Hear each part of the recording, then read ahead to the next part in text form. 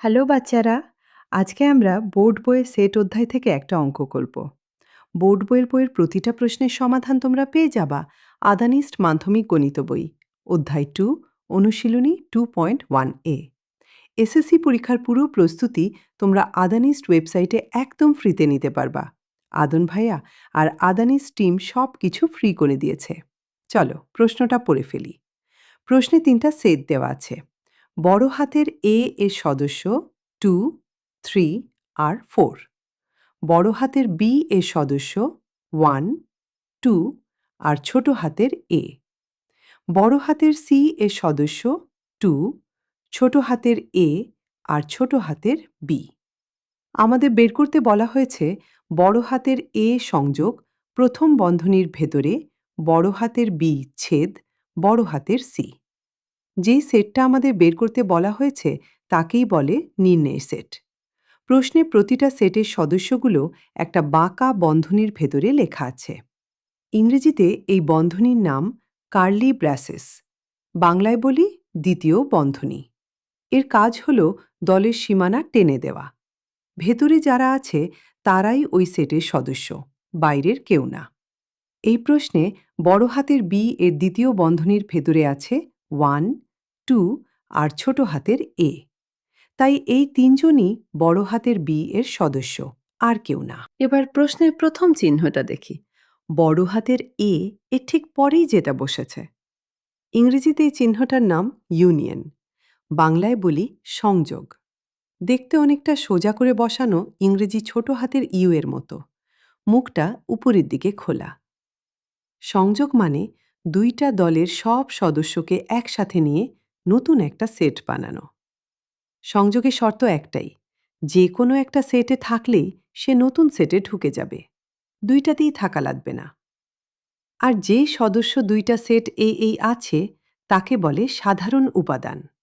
আর তাকে নতুন সেটে একবারই লিখব, কারণ একই সদস্যকে এক দলে দুইবার লেখা কোনো মানে নাই।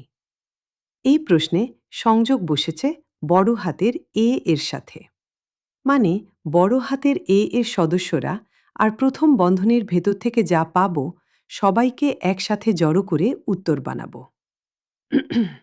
এর পরের চিহ্নটা বসে আছে প্রথম বন্ধনীর ভেতরে, বড় হাতের বি আর বড় হাতের সি এর মাঝখানে।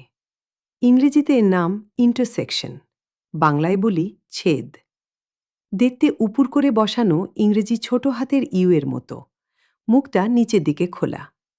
ছেদ মানে যারা দুইটা সেট এই একসাথে আছে, শুধু তাদের নিয়ে গঠিত সেট। ছেদের দাবিটা করা, উভয় সেট এ থাকতে হবে, যে কোনো একটাতে থাকলে সে ঢুকবে না।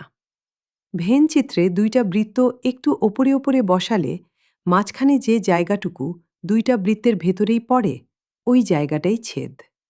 এই প্রশ্নে ছেদ বসেছে বড় হাতের বি আর বড় হাতের সি এর মাঝে। তাই ওই দুইটা সেটে কারা একসাথে আছে সেটা খুঁজতে হবে। খেয়াল করো, বড় হাতের বি আর বড় হাতের সি এর ভেতরে সংখ্যার পাশে দুইটা অক্ষর বসে আছে, ছোট হাতের এ আর ছোট হাতের বি। এই দুইটা এখানে এক একটা সদস্যের নাম, এদের মান বের করার কিছু নাই। সংখ্যার বদলে একটা অক্ষর বসে আছে, এইটুকুই। কাজ করার সময় ওদেরকে অন্য সবার মতোই সদস্য ধরে চলব। আর বড় হাতের বি ছেদ বড় হাতের সি, এই পুরো অংশটা একটা গোল বন্ধনীর ভেতরে বসানো আছে। ইংরেজিতে এই বন্ধনীর নাম রাউন্ড ব্র্যাকেট, বাংলায় বলি প্রথম বন্ধনী। এর কাজ হল ভেতরের কাজটাকে আলাদা করে বেঁধে রাখা। ভেতরে যা আছে সেটা আগে পুরোপুরি শেষ করতে হবে, তারপর বাইরের কাজ শুরু হবে। বাইরের কাজটা করার আগে ভেতরেরটা শেষ করতে হবে, না হলে কোনো দলটার সাথে সংযোগ নিচ্ছি সেটাই ঠিক থাকে না। তাহলে প্রশ্নটা সোজা বাংলায় দাঁড়ায় এই, আগে দেখতে হবে বড় হাতের বি আর বড় হাতের সি এ কারা একসাথে আছে, আর তারপর সেই সদস্যদের সাথে বড় হাতের এ এর সব সদস্যকে জড়ো করে একটা সেট বানাতে হবে। ফার্স্ট স্টেপ, বড় হাতের এ এর সদস্য 2, 3 আর 4। বড় হাতের বি এর সদস্য 1, 2 আর ছোট হাতের এ।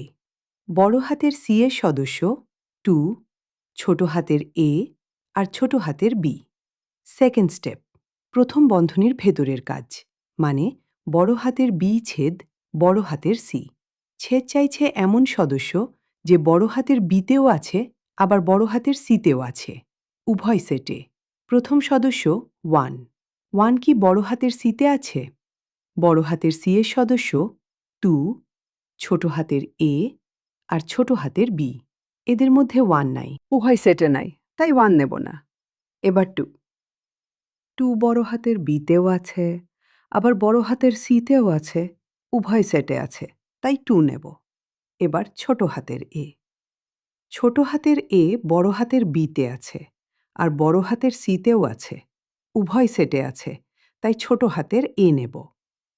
এবার বড় হাতের সি এর যেই সদস্যকে এখনো ধরা হয় নাই, ছোট হাতের বি।